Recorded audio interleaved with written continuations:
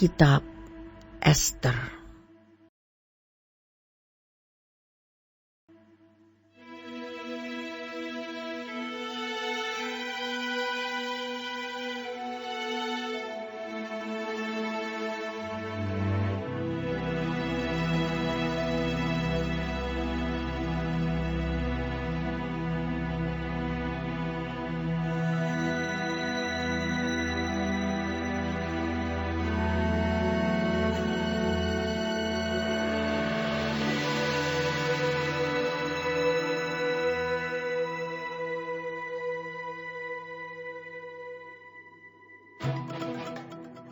Pada zaman Ahasiweros, dialah Ahasiweros yang merajai 127 daerah, mulai dari India sampai ke Ethiopia. Pada zaman itu, ketika Raja Ahasiweros bersemayam di atas tahta kerajaannya di dalam benteng Susan, pada tahun yang ketiga dalam pemerintahannya, diadakanlah oleh Baginda perjamuan bagi semua pembesar dan pegawainya, tentara Persia dan Media, kaum bangsawan dan pembesar daerah hadir di hadapan Baginda. Di samping itu, Baginda memamerkan kekayaan kemuliaan kerajaannya dan keindahan kebesarannya yang bersemarak berhari-hari lamanya, sampai 180 hari.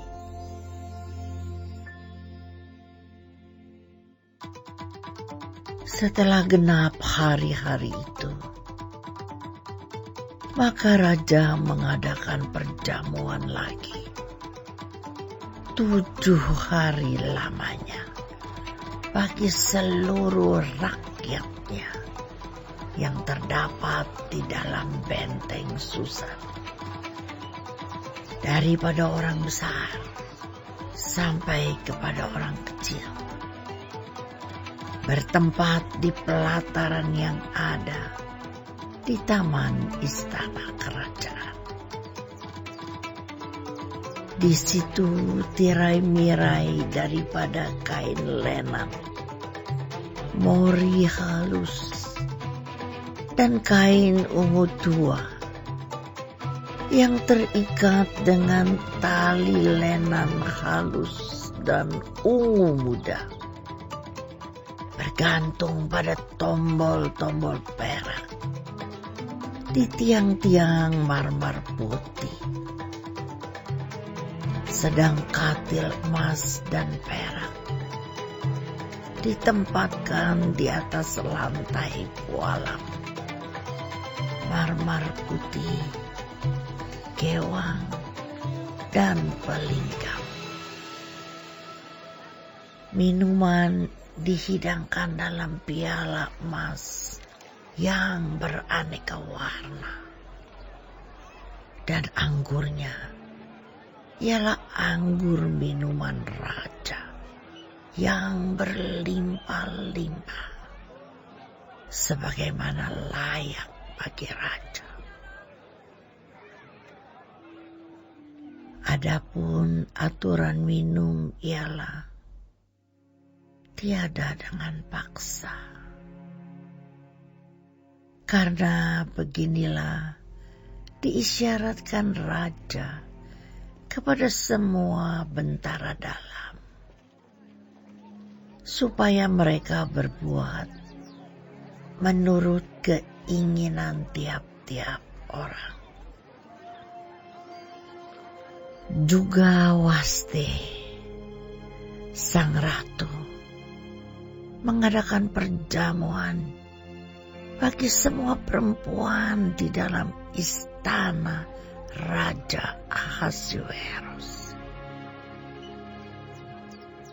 Pada hari yang ketujuh, ketika raja riang gembira hatinya karena minum anggur, bertitahlah baginda kepada Mehuman, Biztha, Harbona, Bigtha, Abagtha, Zethar, dan Karkas,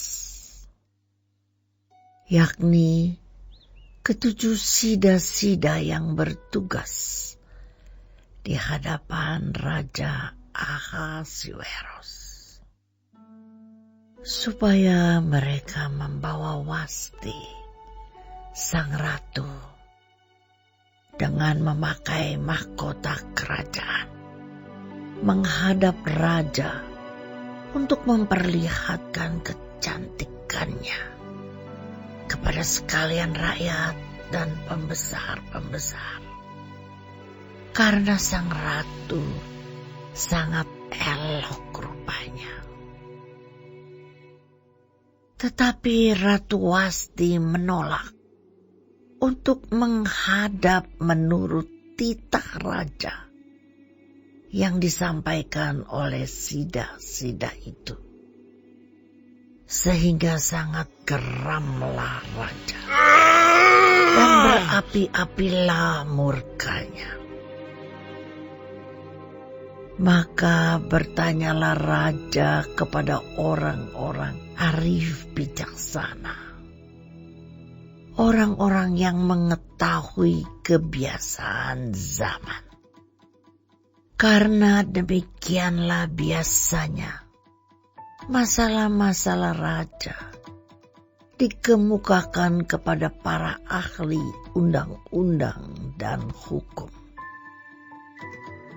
Adapun yang terdekat kepada baginda ialah Karsena, Setar, Atmata, Tarsis, Meres, Marsena, dan Memukan. Ketujuh pembesar Persia dan Media yang boleh memandang wajah raja dan yang mempunyai kedudukan yang tinggi di dalam kerajaan. Tanya raja, apakah yang harus diperbuat atas Ratu Wasti menurut undang-undang?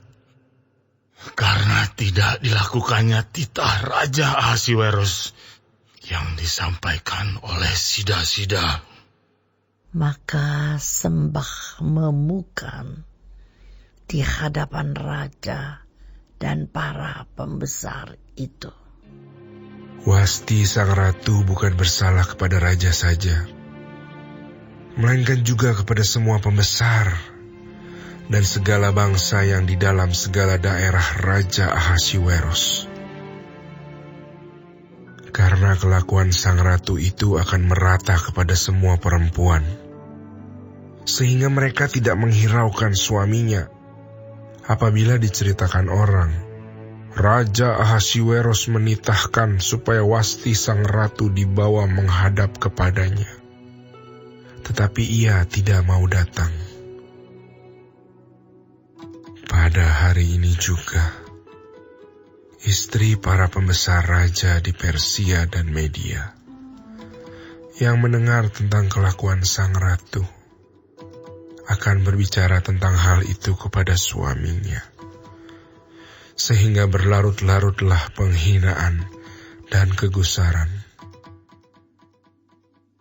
Jikalau baik pada pemandangan raja, hendaklah dikeluarkan suatu titah kerajaan dari hadapan baginda dan dituliskan di dalam undang-undang Persia dan Media, sehingga tidak dapat dicabut kembali, bahwa Wasti dilarang menghadap Raja Ahasuerus, dan bahwa raja akan mengaruniakan kedudukannya sebagai ratu kepada orang lain yang lebih baik daripadanya. Bila Apabila keputusan yang diambil raja kedengaran di seluruh kerajaannya, alangkah besarnya kerajaan itu. Maka semua perempuan akan memberi hormat kepada suami mereka, daripada orang besar sampai kepada orang kecil. Usul itu dipandang baik oleh raja serta para pembesar. Jadi bertindaklah raja sesuai dengan usul memukan itu. Dikirimkanlah oleh baginda surat-surat ke segenap daerah kerajaan. Tiap-tiap daerah menurut tulisannya, dan tiap-tiap bangsa menurut bahasanya, bunyinya. Setiap laki-laki harus menjadi kepala dalam rumah tangganya dan berbicara menurut bahasa bangsanya.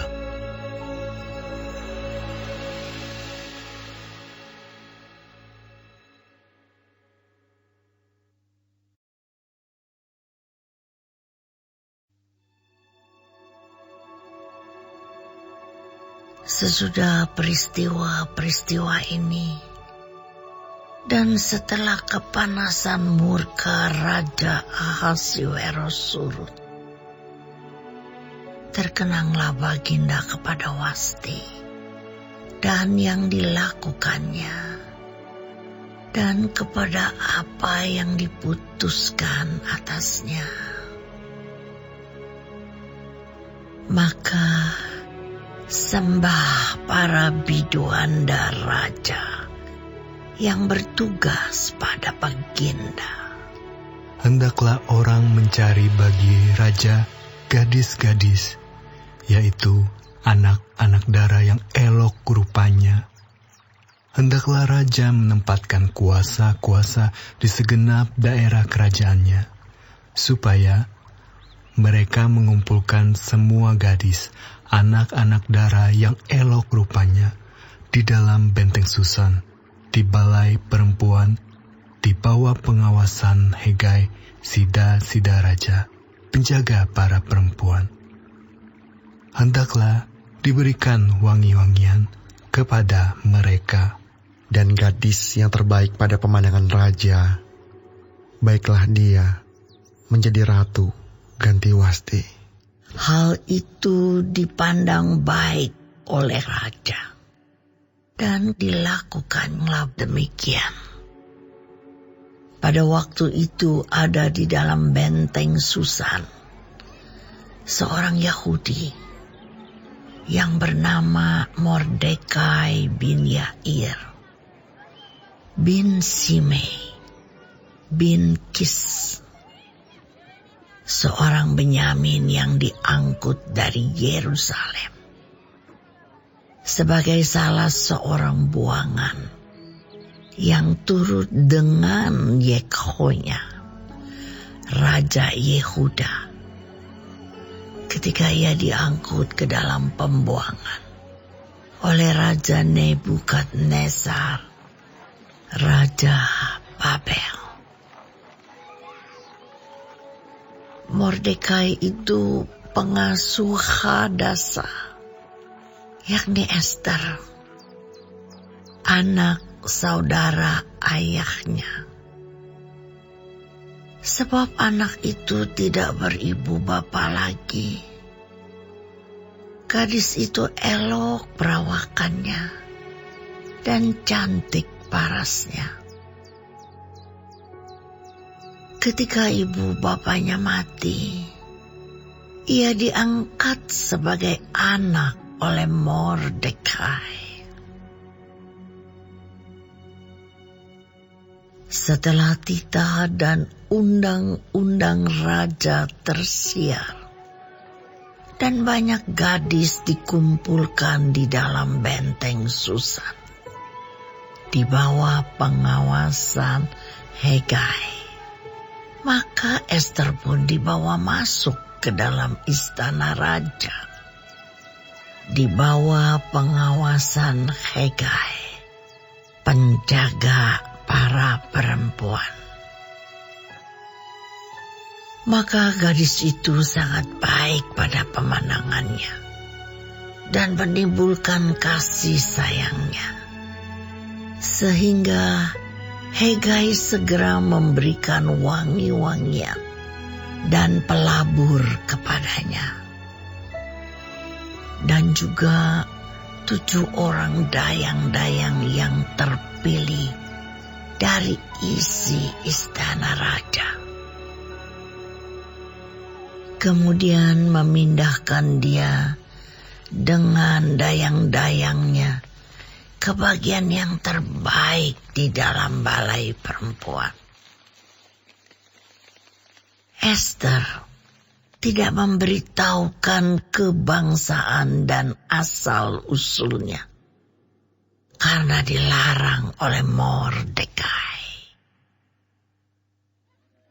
Tiap-tiap hari berjalan-jalanlah Mordekai di depan pelataran balai perempuan itu untuk mengetahui bagaimana keadaan Esther dan apa yang akan berlaku atasnya. Tiap-tiap kali seorang gadis mendapat giliran untuk masuk menghadap Raja Ahasuerus, dan sebelumnya ia dirawat menurut peraturan bagi para perempuan selama 12 bulan. Sebab seluruh waktu itu digunakan untuk pemakaian wangi-wangian.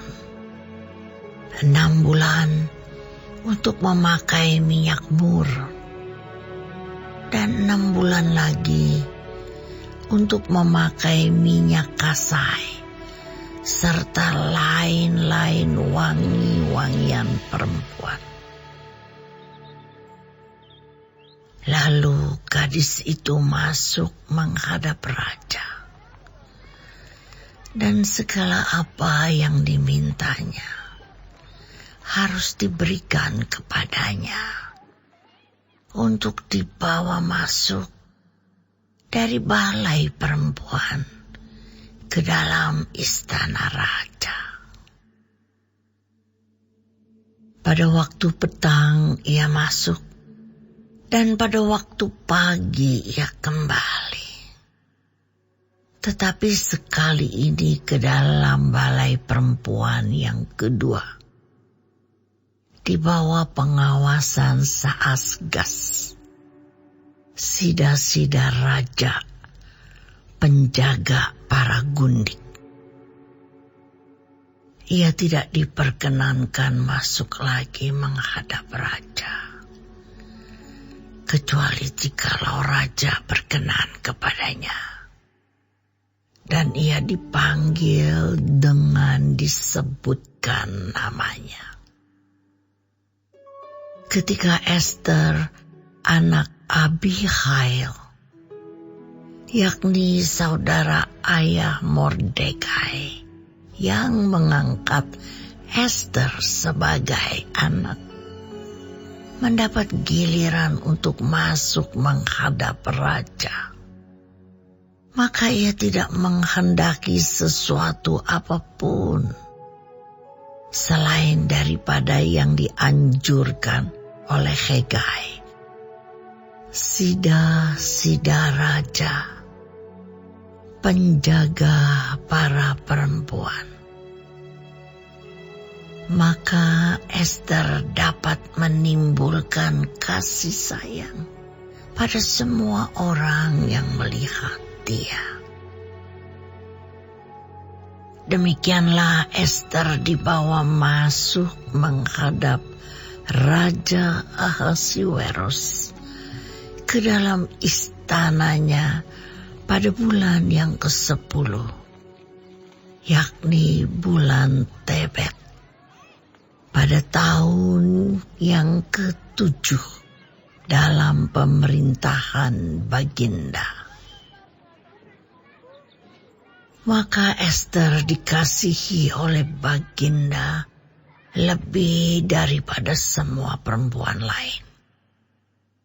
Dan ia beroleh sayang dan kasih Baginda lebih daripada semua anak dara lain.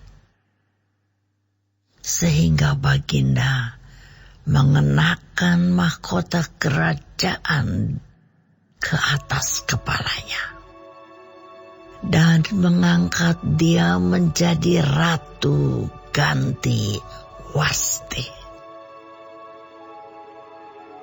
Kemudian diadakanlah oleh Baginda suatu perjamuan bagi semua pembesar dan pegawainya, yakni perjamuan karena Ester. Dan Baginda menitahkan kebebasan pajak bagi daerah-daerah serta mengaruniakan anugerah sebagaimana layak bagi raja. Selama anak-anak dara dikumpulkan untuk kedua kalinya, Mordekai duduk di pintu gerbang istana raja. Adapun Ester tidak memberitahukan asal-usul dan kebangsaannya, seperti diperintahkan kepadanya oleh Mordekai. Sebab Ester tetap berbuat menurut perkataan Mordekai, seperti pada waktu ia masih dalam asuhannya. Pada waktu itu, ketika Mordekai duduk di pintu gerbang istana raja, sakit hatilah Bigtan dan Teres, dua orang sida-sida raja yang termasuk golongan penjaga pintu. Lalu berikhtiarlah mereka untuk membunuh Raja Ahasuerus. Tetapi perkara itu dapat diketahui oleh Mordekai, lalu diberitahukannya kepada Ester sang ratu. Dan Ester mempersembahkannya kepada raja atas nama Mordekai. Perkara itu diperiksa dan ternyata benar. Maka kedua orang itu disulakan pada tiang.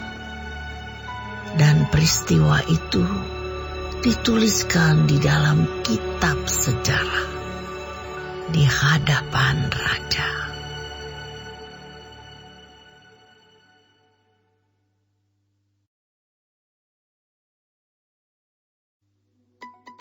Sesudah peristiwa-peristiwa ini, maka Haman bin Hamedata orang Agag dikaruniailah kebesaran oleh Raja Ahasuerus, dan pangkatnya dinaikkan serta kedudukannya ditetapkan di atas semua pembesar yang ada di hadapan Baginda. Dan semua pegawai raja yang di pintu gerbang istana raja berlutut dan sujud kepada Haman. Sebab demikianlah diperintahkan raja tentang dia. Tetapi Mordekai tidak berlutut dan tidak sujud.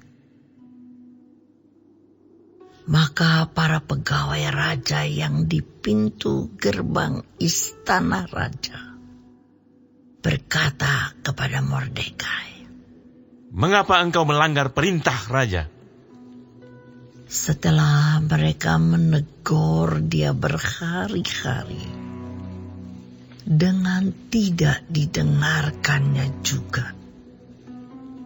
Maka hal itu diberitahukan merekalah kepada Haman untuk melihat apakah sikap Mordekai itu dapat tetap, sebab ia telah menceritakan kepada mereka bahwa ia orang Yahudi. Ketika Haman melihat bahwa Mordekai tidak berlutut dan sujud kepadanya, maka sangat panaslah hati Haman. Tetapi ia menganggap dirinya terlalu hina untuk membunuh hanya Mordekai saja. Karena orang telah memberitahukan kepadanya kebangsaan Mordekai itu. Jadi, Haman mencari ikhtiar memunahkan semua orang Yahudi, yakni bangsa Mordekai itu, di seluruh kerajaan Ahasuerus. Dalam bulan pertama, yakni bulan Nisan, dalam tahun yang ke-12, zaman Raja Ahasuerus, orang membuang pur, yakni undi, di depan Haman, hari demi hari dan bulan demi bulan, sampai jatuh pada bulan yang ke-12, yakni bulan Adar. Maka sembah Haman kepada Raja Ahasuerus. Ada suatu bangsa yang hidup tercerai-berai dan terasing di antara bangsa-bangsa di dalam seluruh kerajaan Tuanku. Dan hukum mereka berlainan dengan hukum segala bangsa. Dan hukum raja tidak dilakukan mereka, sehingga tidak patut bagi raja membiarkan mereka leluasa. Jikalau baik pada pemandangan raja, hendaklah dikeluarkan surat titah untuk membinasakan mereka. Maka hamba akan menimbang perak 10.000 talenta dan menyerahkannya kepada tangan para pejabat yang bersangkutan, supaya mereka memasukkannya ke dalam perbendaharaan raja. Maka raja mencabut cincin meterainya dari jarinya, lalu diserahkannya kepada Haman bin Hamedata, orang Agag, seteru orang Yahudi itu. Kemudian titah raja kepada Haman. Perak itu terserah kepadamu. Juga bangsa itu untuk kau perlakukan seperti yang kau pandang baik. Maka dalam bulan yang pertama, pada hari yang ke-13, dipanggillah para panitera raja.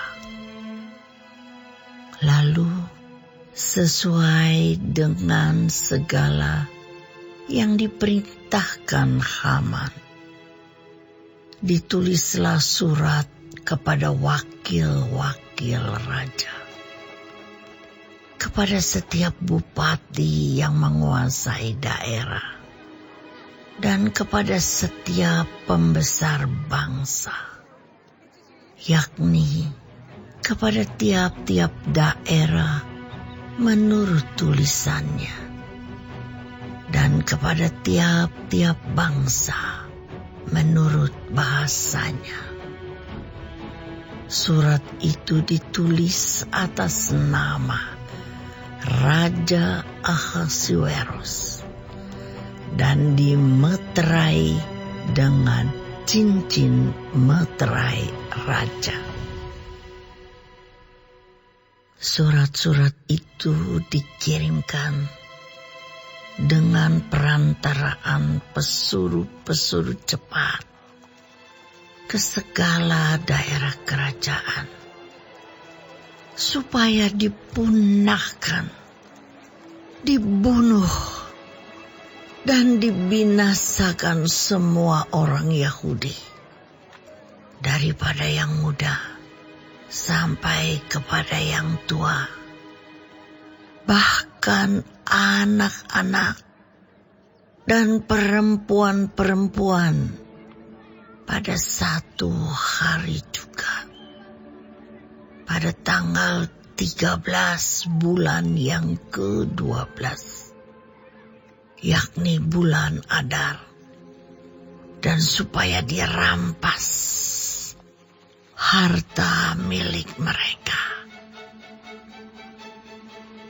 Salinan surat itu harus diundangkan di dalam tiap-tiap daerah, lalu diumumkan kepada segala bangsa, supaya mereka bersiap-siap untuk hari itu. Maka dengan tergesa-gesa berangkatlah pesuruh-pesuruh cepat itu atas titah raja, dan undang-undang itu dikeluarkan di dalam benteng Susan. Sementara itu, raja serta Haman duduk minum-minum, tetapi kota Susan menjadi gempar.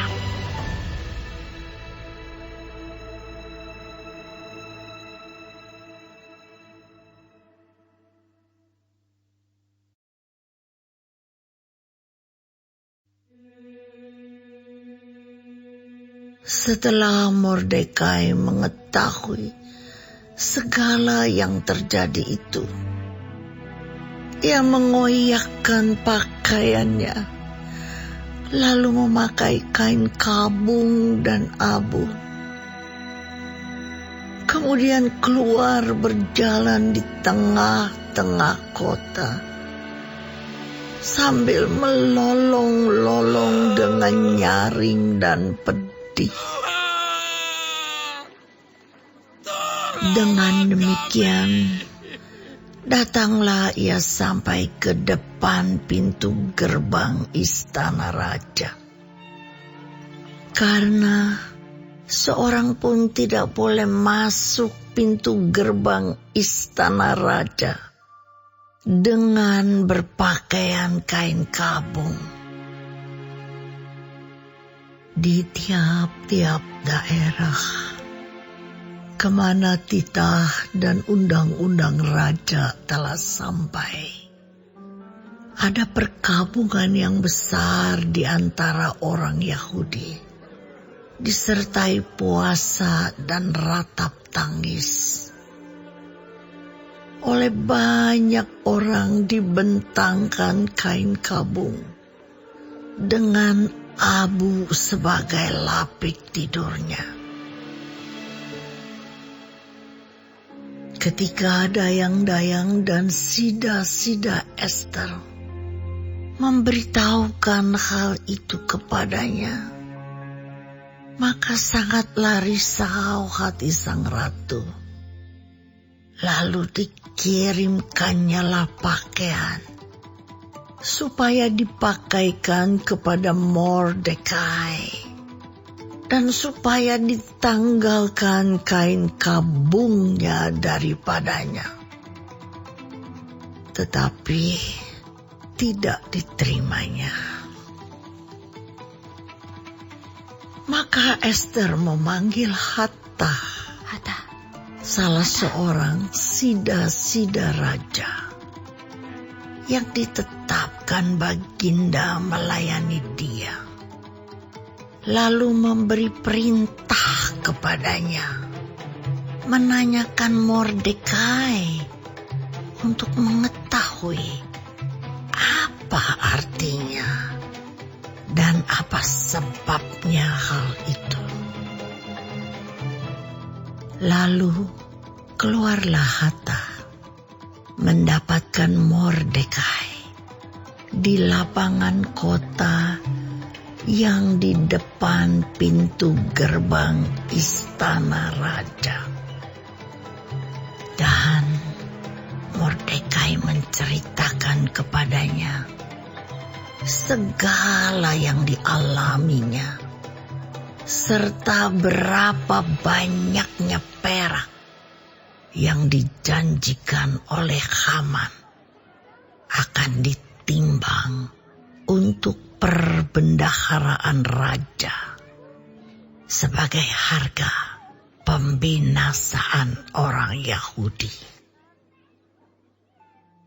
Juga salinan surat undang-undang yang dikeluarkan di Susan untuk memunahkan mereka itu diserahkannya kepada Hatta supaya diperlihatkan dan diberitahukan kepada Ester. Lagi pula Hatta disuruh menyampaikan pesan kepada Ester supaya pergi menghadap raja untuk memohon karunia-Nya dan untuk membela bangsanya di hadapan Baginda. Lalu masuklah Hatta dan menyampaikan perkataan Mordekai kepada Ester. Akan tetapi Ester menyuruh Hatta memberitahukan kepada Mordekai, semua pegawai raja serta penduduk daerah-daerah kerajaan mengetahui bahwa bagi setiap laki-laki atau perempuan yang menghadap raja di pelataran dalam dengan tiada dipanggil, hanya berlaku satu undang-undang, yakni hukuman mati. Hanya orang yang kepadanya raja mengulurkan tongkat emas yang akan tetap hidup. Dan aku selama 30 hari ini tidak dipanggil menghadap raja. Ketika disampaikan orang perkataan Ester itu kepada Mordekai, maka Mordekai menyuruh menyampaikan jawab ini kepada Ester. Jangan kira karena engkau di dalam istana raja, hanya engkau yang akan terluput dari antara semua orang Yahudi. Sebab sekalipun engkau pada saat ini berdiam diri saja, bagi orang Yahudi akan timbul juga pertolongan dan kelepasan dari pihak lain. Dan engkau dengan kaum keluargamu akan binasa. Siapa tahu, mungkin justru untuk saat yang seperti ini, engkau beroleh kedudukan sebagai ratu. Maka Ester menyuruh menyampaikan jawab ini kepada Mordekai. Pergilah, kumpulkanlah semua orang Yahudi yang terdapat di Susan, dan berpuasalah untuk aku. Janganlah makan dan janganlah minum 3 hari lamanya, baik waktu malam, baik waktu siang. Aku serta dayang-dayangku pun akan berpuasa demikian. Dan kemudian, aku akan masuk menghadap raja. Sungguh pun berlawanan dengan undang-undang. Kalau terpaksa aku mati, biarlah aku mati. Maka pergilah Mordekai dan diperbuatnyalah tepat seperti yang dipesankan Ester kepadanya.